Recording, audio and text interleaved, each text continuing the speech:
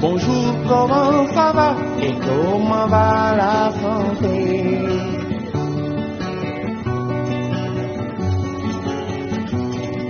Bonjour, comment ça va et comment va la santé?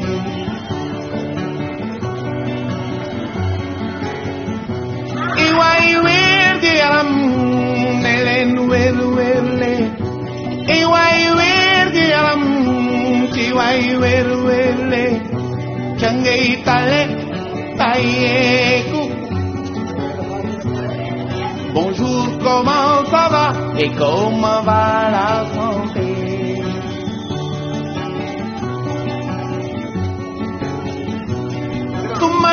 Bonjour, comment ça va et comment va la santé?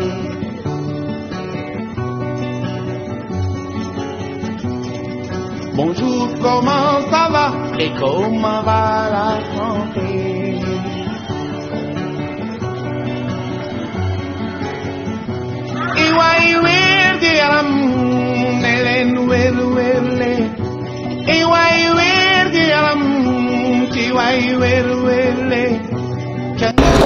yéenay personne troisième âge yi nga xam ne dundandoo ngeen ak moom ci Saly xam ngeen ni bu Pape Amadou Diagne doomam ñëwee def lii du gan ci yéen du lu bees ci yéen ndax papaam nii rek la daan def ku feebar mu faj la def ci kémte lay kàttanam jëndal la ordonnance assisté la jox la dund jàppale la tey teg ci di la ñaanal yàlla yëkkati la donc suñ demee ba doomam tey jaar ci boobu yoon dañ leen di ñaan yéen ñëpp ngeen ñaanal ko yàlla yàggal taxawaayam yokk ay mën-mënam yeggale yéeneem parce que lii dafa am solo lool tey nag comme niñ ko waxee nii spécialité yu bari ñu ngi fi ci wàllu wér-gu-yaram urologue mi ngi fi ay généraliste bu nee médecin généraliste nag mooy médecin boo xam ni wax dëgg fa yàlla lépp lay laal ñoom it ñu ngi fi pharmacien bi mi ngi fi bépp xeetu garab boo xam ni am na njariñ jàpp na ni mën naa faj jàngoro wala mu doon ay calmant xeetu garab yooyu yëpp wax dëgg yàlla d'une valeur très importante Pape Amadou Diagne jënd na ko indi nañ ko te mi ngi fi te loolu lépp nag li ko tax a jóg tey jii nii mooy population Saly seen wér-gi-yaram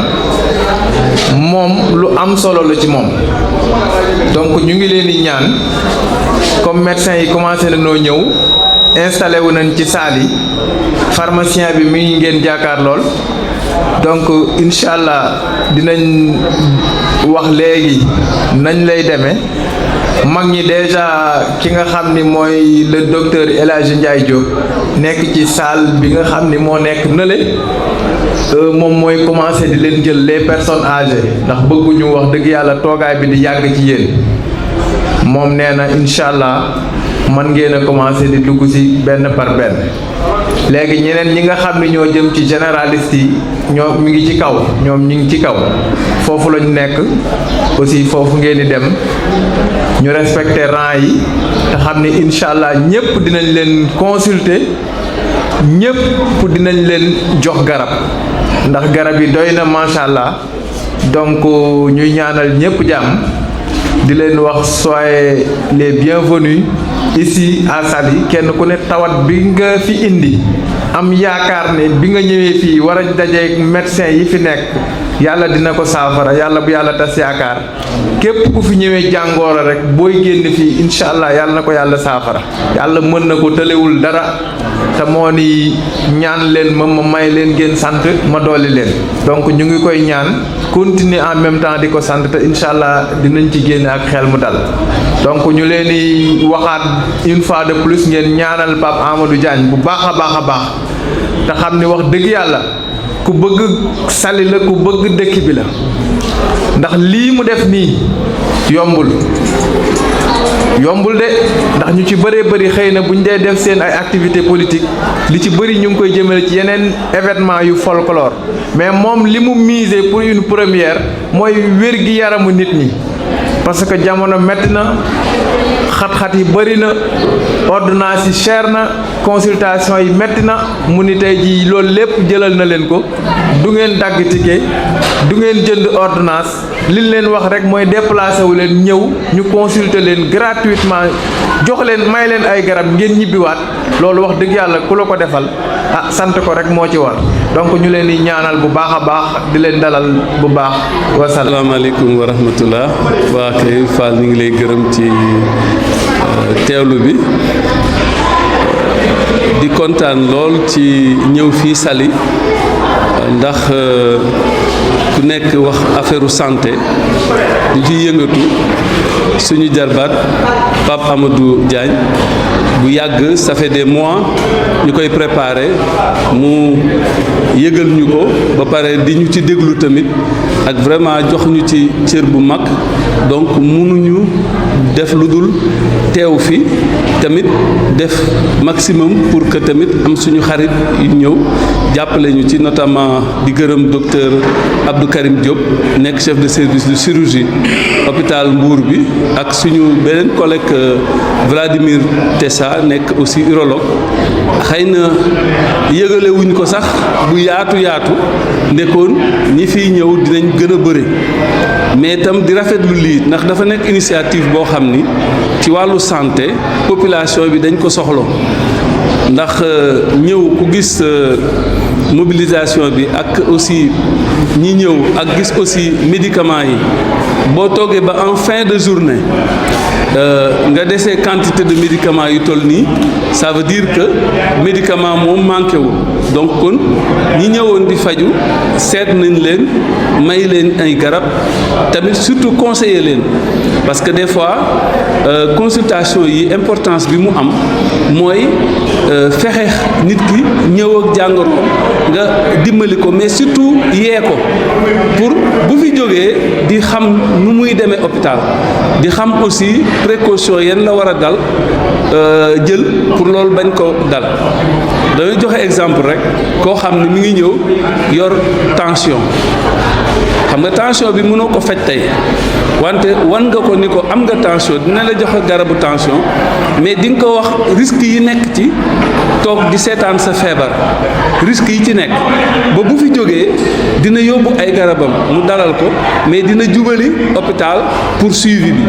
ndax accident bañ ko ci fekk loolu rek jar na ko nga toog ak nit ki mu am feebar nga wax ko feebaram conseiller ko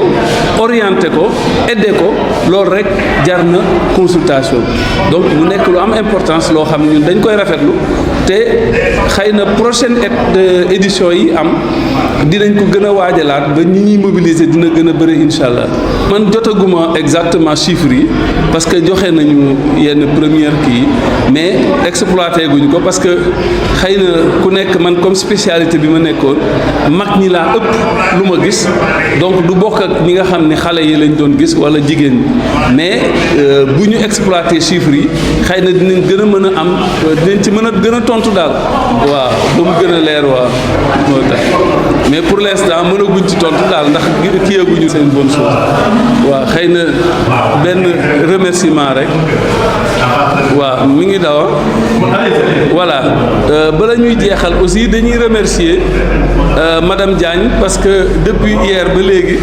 mi ngi ñuy toppatoo mi ngi toppatoo garab yi mi ngi toppatoo gan yi mi ngi toppatoo patients yi faju si vraiment mi ngi nekk au four et au moulin comme on dit quoi derrière tout grand homme il y a une grande dame tey moom kontaan nañu macha allah xëy na nag yeneen édition dinañ ko gën a préparer incha allah te tamit toute équipe bi ci nekk yëpp aussi ñu ngi leen di gërëm parce que depuis ce matin ménagé wuñu aucun effort pour mettre aussi bien médecins yi aussi bien ñiy faju si à l'aise di leen jox ndox di leen conseiller mettre leen à l'aise ñu toog nekk ci jàmm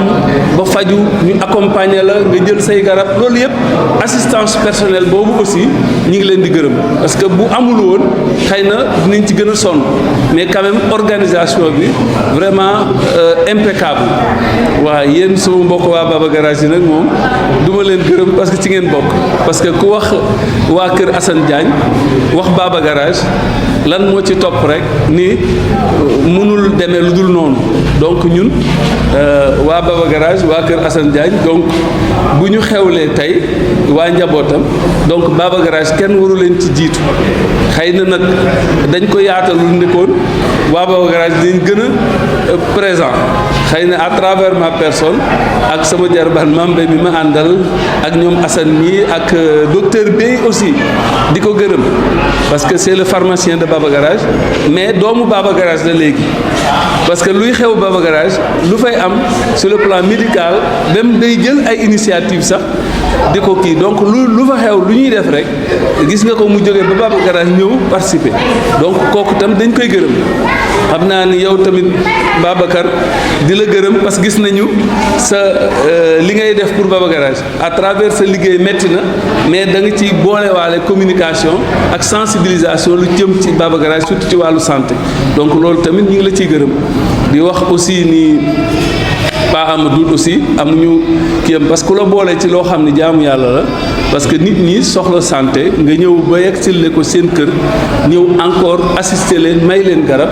kooku ku la ci boole rek xamal ni mi ngi lay dimbali ci loo xam ne jaamu yàlla la donc ñun ñëpp dañ koy beral ngërëm di ko ñaanal yàlla di ko aussi féliciter parce que tamit metti na mais góor yàlla moom doo xool fu sedd waaw fu mu gën a méttee rek da ngay gën a téye parce que xam ni tôt ou tard ngërëm a cay topp donc kooku tam dañ koy encourager di ko wax beneen yoon lu mënti am tamit ñu ngi ci wetam parce que ñun domaine santé lañu am lu fa mënti xew rek dañuy ñëw incha allah ñu ngi jërëjëf ok. asalaamaaleykum wa rahmatullah ñu ngi leen di nuyu ku ci nekk sa tur ak sa sant wax dëgg fa yàlla tey dañoo yeewu ak mbégte ndax ku ne xam ne ne jamono ji ak ni mu tëddee kon nag buñ la ne tey ji kenn sax daa am consultation gratuite buñ def lu dul sol suñu dàll rek daw ñëw kontaan ci loolu ba pare di ëlbatiku di leen ñaanal yàlla nañ ko yàgg di man nag maa ngi fii soog a ñëw waaye kontaan naa trop ndax accueillir ngeen ñu accueillir bu rafet dalal suñuy xel ndax jamono ji neexul te nit ñi wératuñu jërë ngeen jëf kontaan nañ bu baax. sant rek kay ñaan déggoo may ñaanal xale bi yal na leen yàlla defal jàmm mu yokk wér yi yokk xeewal yi te barkeel yéen a xam li ngeen bëgg yal na leen ko yàlla defal ñu fekkee lépp dakal ko ndax nii ngeen def mag ñi moom tolluñ ci wéradi ngeen indi leen faj leen ñooñu ñoom nga bëgg ñoom ngeen bëgg waaye yal na yàlla defal leen jàmm li ngeen ci séenu yal na ngeen ko am kontaan nañ ci yéen moom dafa baax daka jekk jaañ naa ñoo ngi koy ñaanal jàmm mu dund ba mu nekk président nga xam naa ni kon du ñàkk dara dañuy ñaan ba mu nekk président rek. nag dafa am consultation gratuite et que fii élèves yaa ngi ñëw parents yaa ngi ñëw te dinañ la consulter gratuitement may la garab te médecins yi baax nañ soo ñëwee leen la déglu xool la daal ñu ngi noonu ñëw leen daal bëri ñëw leen ñu consulter leen venez ça se passe très bien c'est trop et c'est gratuit ñëw leen yéen ñëpp waaw te nag tey consultation moo fi am gratuite dañoo am fii ay médecins yu baax boo ñëwee ni leen la consulter may la garab les parents les élèves et tout le monde vous êtes accessible ici ñu wax la jàngoro bi nekk sa yaram gratuitement maa ngi leen di jaajëfal bu baax. Kiné, comment tu vas, ça va? Ça va bien. Alors nous sommes à l'école Thierno Cheikh présentement pour la journée de consultation médicale gratuite offerte par Monsieur Pape Amadou Diagne. Comment vous trouvez cette initiative? Tout d'abord, je me présente, je me nomme Kiné Iziz et je suis là depuis la 6e. Bref, je suis là et j'ai vu les consultations et j'ai vu les élèves ici. Du coup, je suis venue pour me consulter, mais j'ai pas encore testé ce que les médecins nous prescrivent. Mais après, je viendrai pour voir ce qu'il y a dedans. Mais ce que j'ai vu, il y a des gens qui sont très ouverts, comme ces gens-là. Oui, et les parents d'élèves, oui. Voilà. Alors, donc, quel message à lancer aux élèves de l'école Thierno Cheikh? Un conseil, bon. Je leur dis de venir ici pour faire des consultations vu que c'est gratuit et savoir ce qu'il y a dans notre corps. Et c'est bien de savoir parce qu'il y a des gens qui ont des maladies sans le savoir. Et pour la consultation, ça va leur permettre de savoir ce qu'il y a dans leur corps. Voilà un message pour monsieur l'initiateur, monsieur Pape Amadou Diagne et sa femme, parce qu'on dit souvent toujours que derrière chaque grand homme, il y a une grande dame. Donc c'est sa femme qui l'épaule et elle est là depuis ce matin, donc pour coordonner donc voilà cette journée. Donc un message pour monsieur Amadou Diagne et sa femme. Ah, on le remercie parce que ça c'est une très bon acte, c'est très joli parce que faire ça gratuitement c'est pas donné à tout le monde. Il a fait quelque chose de bien et on le laisse avec Dieu. Merci Kiné. Tu fais la troisième ou la première? Tu fais la première. Merci beaucoup et félicitations. soxna si na nga def. maa ngi fi. yow foo bàyyeekoo ban quartier ci Saly. Saly Carrefour. Saly Carrefour nga bàyyeekoo. waaw. lan moo la indi ci journée consultation médicale gratuite bi. waaw juste rek Pape Amadou Diagne nekk sama frère bu baax vraiment ñu bokk ci Mimi 2024 kon bu wootee lu mel ni yoon la ma teew fi waaw. yow yaakaar naa sax xamee naa la. yow yaay présidente ASC Saly Carrefour extension. voilà donc tey nag journée bi nekk journée de consultation médicale gratuite offert par monsieur Pape Amadou Diagne ñu ànd ci ak équipe bi koy jàppale rawatina ki nga xamante ni moo di madame Diagne tubaab di wax derrière chaque grand homme y a une grande dame donc nan nga gisee journée de consultation médicale gratuite bi maye ki ko maye di Pape Amadou Diagne nan nga ko dundee. tout d'abord dañ koy féliciter moom monsieur Diagne ak madame Diagne parce que lii initiative bu baax la parce que wérgu yaram moom boo ko amee rek donc sa xel day dal surtout koo xamante ne dafay yëngatu ci social. bu wootee lu mel nii kon nekkul loo xamante ne daal dinañu bett ci moom parce que qui connaît son papa comme ni ko ñëpp waxee nit koo xamante ne da doon œuvre ci social kon doomam tey bu tey defee lu mel nii kon macha allah kon wàcc na mu nekk nag loo xamante ne ñun ñi nga xam ne en tant que mère dafay doon loo xamante ne lu ñu contentement bu baax lañ ci am parce que tey man maa ngi nii gis nga ñëw naa teew ak sama famille suñu ASC tamit Carrefour comme ni nga ko waxee extension ñëw. vraiment ñu gis ñoom tamit seen taxawaay ñëw nañu quartier bi Saly yëpp génn nañ ndax wér-gu-yaram moom mooy base lépp kon bu organiser lu mel nii fii ci Saly du ñu bett parce que ki connaît Pape Amadou Diagne ki nga xamante ne tey wér-gu-yaramu doomu aadama da koo soxal bu wootee lu mel nii ñun ñëpp daal dañ ciy teew waaw dañ ciy teew te gis nañ ne di ko rafetlu bu baax a baax waaw di ko rafetlu di wax ne daal. vraiment yàlla na ko yàlla defal jàmm li mu bëgg moom moo ko xam yàlla na ko yàlla defal mais tey njaboot moom ku faj doomam rek kooku bëgg na la te ñun tamit gis nga tey bu ma ñëwee dama ñëw en tant que mère ñëw en tant que sœur tamit ci Pape Amadou Diagne vraiment kon tey macha allah daal kontaan nañ ci bu baax a baax. voilà donc ban message ngay lancé monsieur le président de la république monsieur Bassirou Diomaye Diakhar Faye ak ki nga xamante ni moo di madame Aminata Touré ñu bokk ci coalition Diomaye président donc yow nga nekk représentante fii à Saly également ànd ci ak sa góor Pape Amadou Diagne moom mi nga xamante ni moo fi nekkal Mimi coalition Diomaye 2022 coalition Diomaye président donc nan nga ko gisee. waaw loolu moom boo ma ci posé question dama ciy sawar a tontu parce que ñun vraiment ay Mimi 2024 la ñu bokk ba pare Mimi nekk koo xamante ne dafa nekk proche collaborateur président Diomaye Faye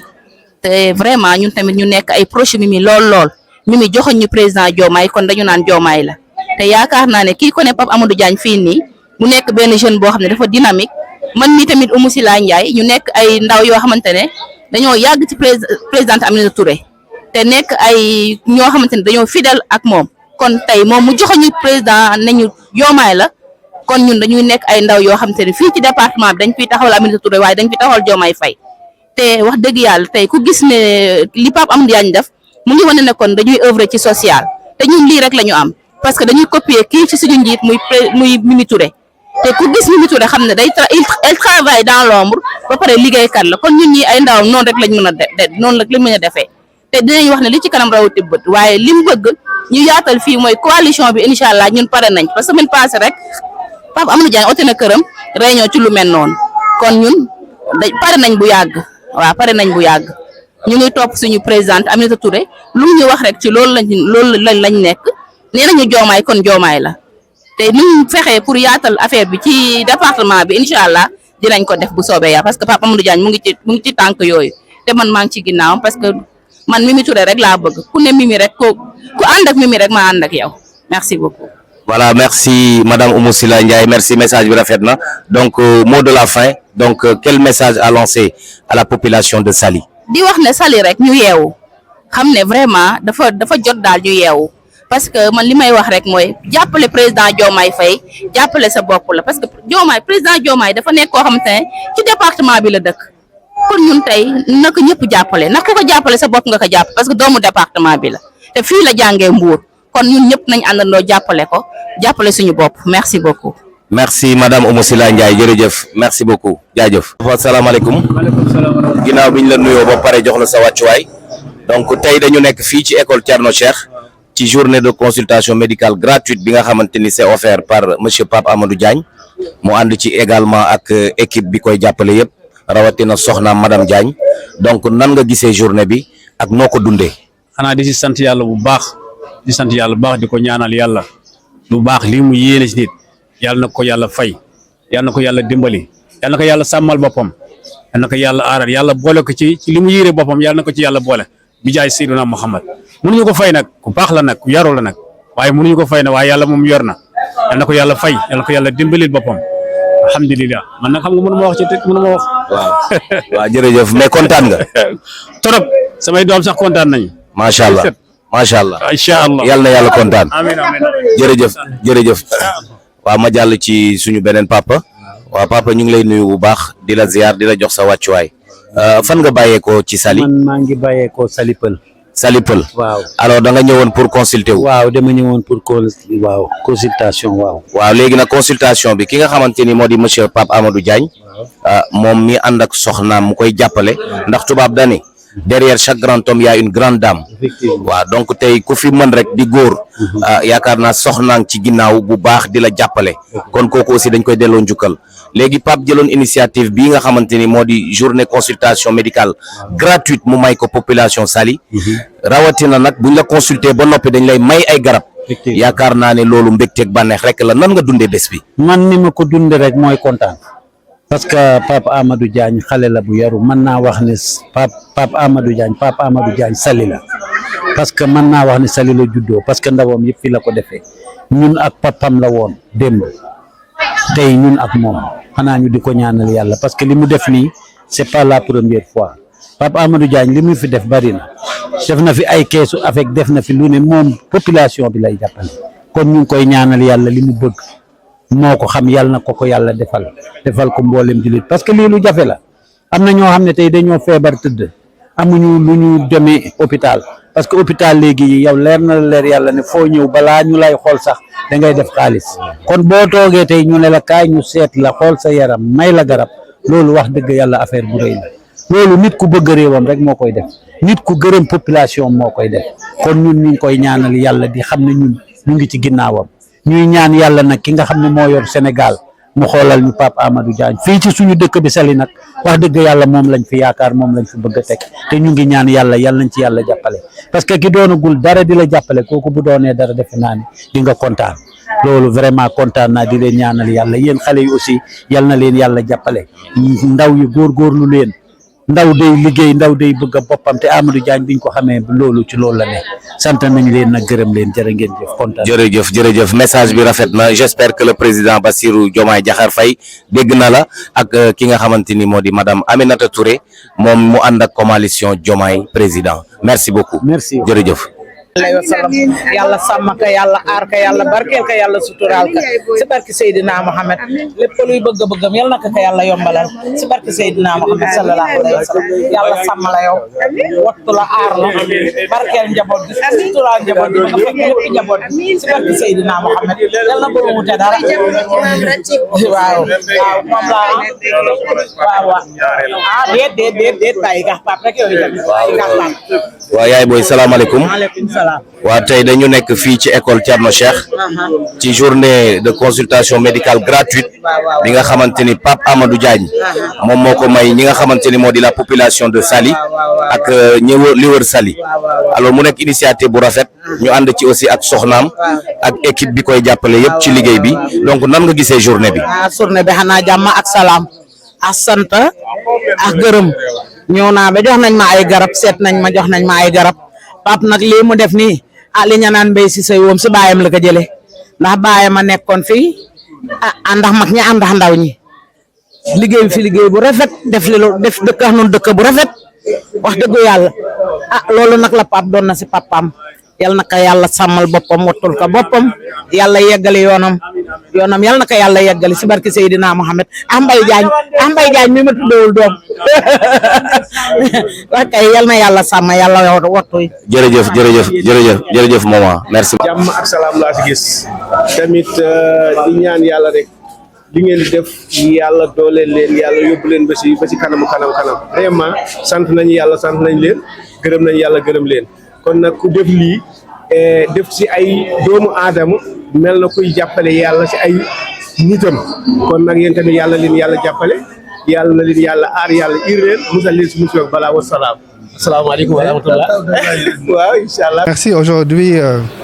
on a organisé une journée de consultation médicale gratuite ici à Saly Portudal. Permettez-moi d'abord de remercier l'administration territoriale, notamment la sous-préfecture, la police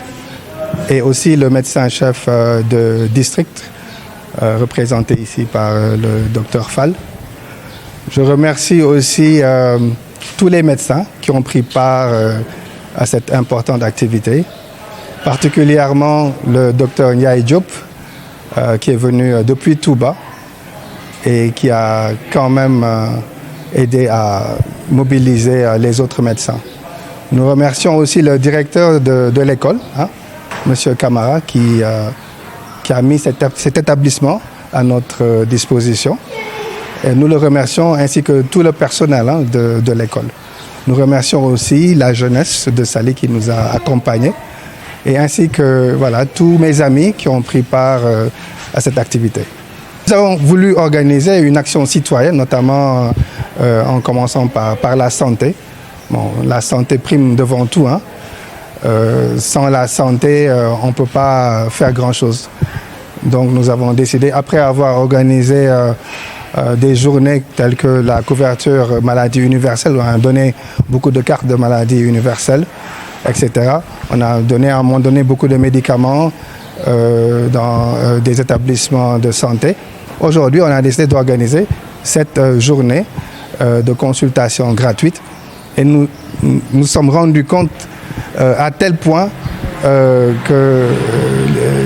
de l'importance de cette activité. On ne va pas entrer dans trop de détails, mais en tout cas, on a pu avoir des médicaments qu'on a distribués gratuitement aussi aux populations. Et encore une fois, on s'est rendu compte que les populations en avaient besoin. Et probablement, il y aura une deuxième édition. Un appui moral. Bon, ils ont tracé la voie. Tout le monde sait que la santé prime devant tout et les plus hautes autorités de l'État ont vraiment mis beaucoup de moyens pour développer la santé et nous faisons que suivre cette voie, la voie tracée par le président de la République et aussi Madame Aminata Touré. Comme j'ai dit, continuer, organiser une autre consultation avec probablement d'autres spécialités. On a eu beaucoup de spécialités, mais il y a l'ophtalmologie. Les gens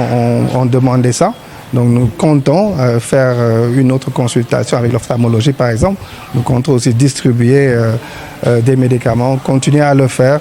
dans d'autres établissements de santé. En tout cas, ce sont des centaines de personnes qui sont venues se consulter. Il y a des centaines de personnes. Je ne sais pas exactement le nombre, mais il y en a eu quand même beaucoup. Il y a eu une grande affluence de la population de Saly. Mais malheureusement, nous ne pouvons pas prendre tout le monde et nous comptons ainsi faire une autre édition, Inch'Allah. Oui, il y a eu des enfants, il y a eu de la pédiatrie, donc il y a eu effectivement des enfants, des élèves, la jeunesse était là, des étudiants,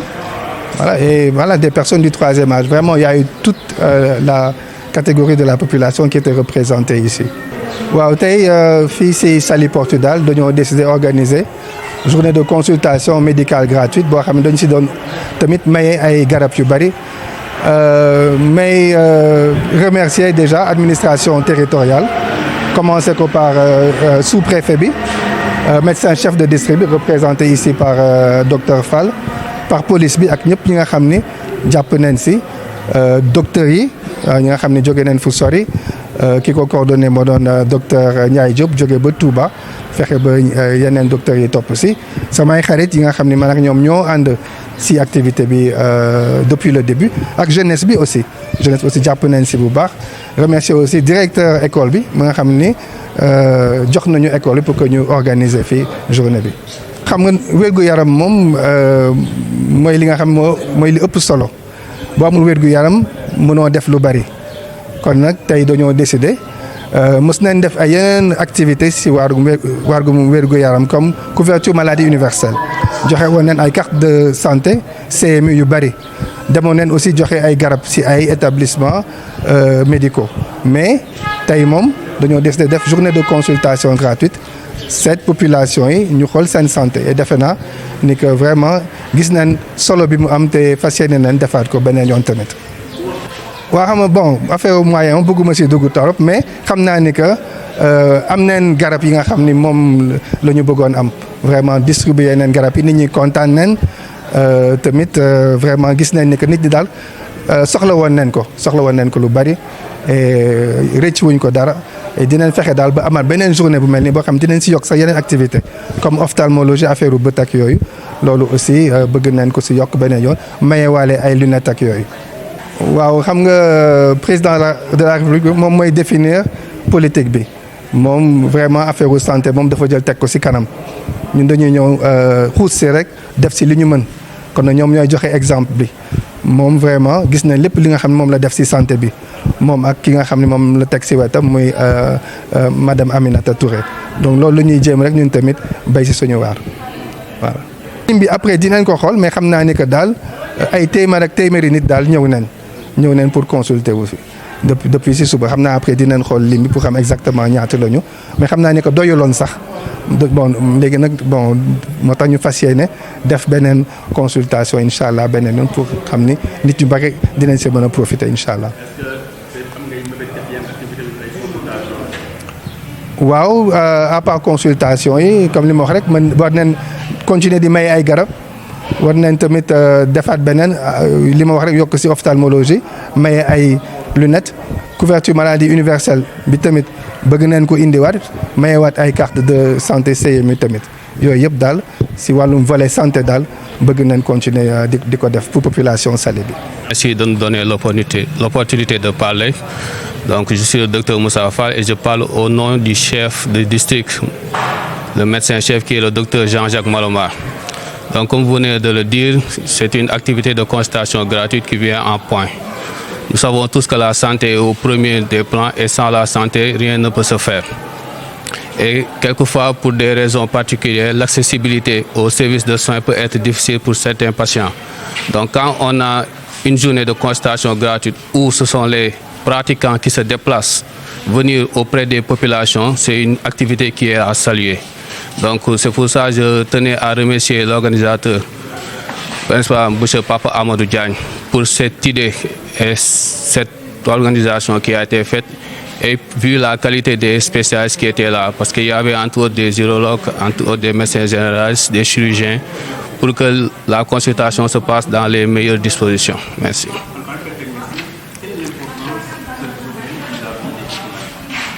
Comme je disais tantôt, c'est une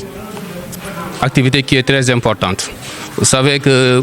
les journées de consultation gratuites sont importantes peut-être à deux niveaux. La première, c'est que permet de faire une consultation des maladies qui sont dites aiguës. Par exemple, la grippe. Les personnes peuvent se faire soigner et rentrer. L'autre chose, c'est le dépistage qui permet de faire notamment des maladies chroniques comme l'hypertension artérielle. Et cette journée permet de dépister et de pouvoir orienter ces patients-là pour qu'ils aient le suivi adéquat au niveau de nos structures. Donc c'est une activité qui est au premier plan, qui a son importance, mais il faut savoir que c'est une activité qui peut régler tout. Entre autres, il y a le suivi qui doit venir après. Et je pense que les médecins qui sont là ce matin ont pu orienter également des patients vers d'autres structures pour la suite de leur prise en charge et de leur suivi. Comme nous commencé ci autorité ba ci organisateur bi monsieur Papa Amadou Diagne pour activité bi nga xam ne moom la ñu def journée de consultation gratuite dafa nekk lu am solo parce que comme ni nga xamee wérgu yaram moom mooy première chose en tout cas lu ëpp solo ci àdduna bi parce que sans wér-gu-yaram mënoo liggéey mënoo dund mënoo jaamu yàlla mënoo dox sa yitte donc wér-gu-yaram nekk na loo nga xam ne am na solo lool léegi nag pour ay raisons yenn saa yi nit ñi duñu mën ñëpp di ñëw hôpital ak di ñëw nuñ ko bëggee donc bu ñu amee ñoo xam ne am nañ xalaat bu rafet organiser indi ñi nga xam ne ñooy faj ba ñu gën a jege population bi dañuy def que saluer te remercier leen parce que ñu ngi participer ñoom tamit à leur niveau ci li nga xam ne moom mooy suñu liggéey di toppatoo wér-gu-yaramu nit ñi. journée de consultation yi kon ñu ko waxee important na ndax dina permettre nit ñi ñëw jege ci population bi ñu régler seen problème yu sew yi lu ci mel ni ay socc ci bureau yooyu nga xam ne dinañ ko mën régler sur place leneen lu mu am solo mooy dina permettre dépistage maladie yi nga xam ne yenn saa yi du feeñ ci nit ki lu ci mel ni tension nga xam ne mën na nekk ci yaram ki te nit ki du am si benn signe bu ñëwee fii bu ñu ko defee dépistage dinañ ko gis ñoom tamit bu ñu xoolee yeneen feebar yi nga xam ne ñu ngi ci nit ñi dinañ leen mën orienter ci structure yi nga xam ne fa lañ war a continuer ñu mën suivre seen prise en charge ndax am nañ déjà diagnostic bi commencé wëyale seen faju. Bonjour, comment ça va et comment va la santé?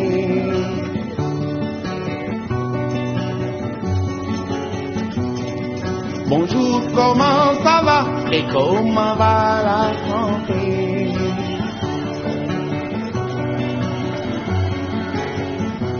Iwai di alam nelen wele Iwai di alam tiwai wele Changai tale tayeku. Bonjour, comment ça va et comment va